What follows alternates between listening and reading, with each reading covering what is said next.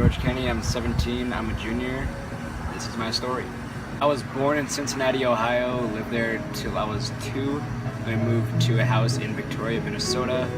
Stayed there till I was in 8th grade, I believe. And then my parents divorced, and now they each have a townhouse in Chanhassen, and I bounce between their places every week. I started karate when I was 6 years old, mostly because I had the worst eyesight in the world, so I couldn't play any other sports. I've kept going with karate because it's my job now. I'm a teacher there, and also I have a lot of really good friends who I've grown up with from karate, and it's awesome to keep training with them. Other things that interest me are clothing and fashion.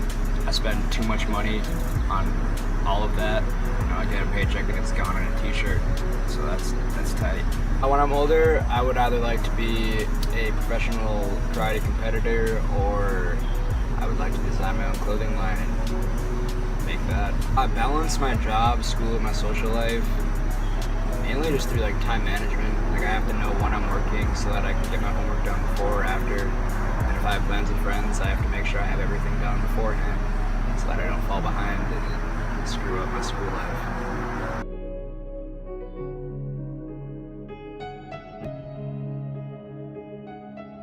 I was born with a rare genetic syndrome known as June syndrome, and the scientific term is asphyxiating thoracic dysplasia. That's the one. Sounds scary. Basically, my chest is a lot narrower than the average guy, as well as I have really small ribs, and my arms and legs are shorter, so that's why I'm short. There's actually a reason for it. That develops before I was even born, and for every patient with that. Most patients have a lot of organ problems because their chest is so narrow and their organs grow normally, and so that can lead into a lot of difficulties, and most of the time they'll just die because it doesn't really work.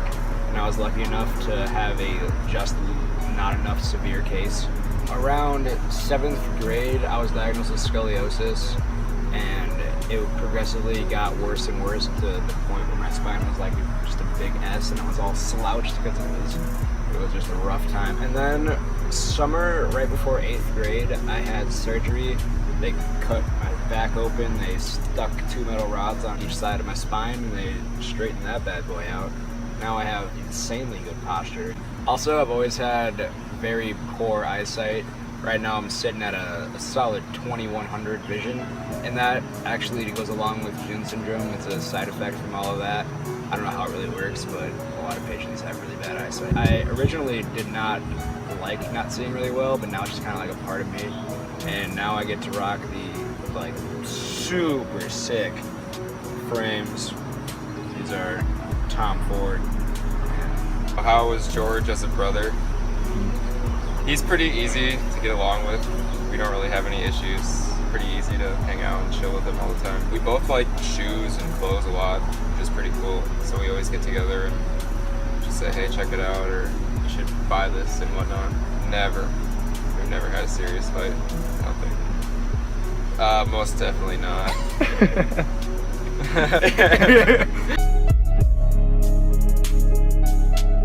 What are some traits I admire in my son's personality?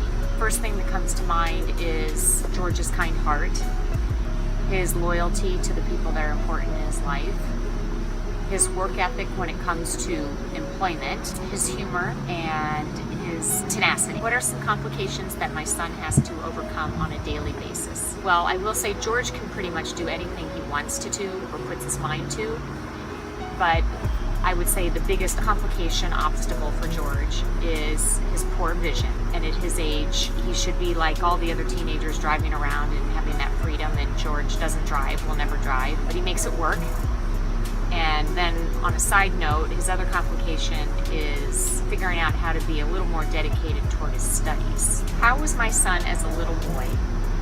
Well, George never met a stranger. We used to call him our little imp because he just had a little bit of devilish, if that's a word. He's just kind of a little devil sometimes. He was in the center of a kitchen table before any child should be, climbing in cupboards, pulling everything out.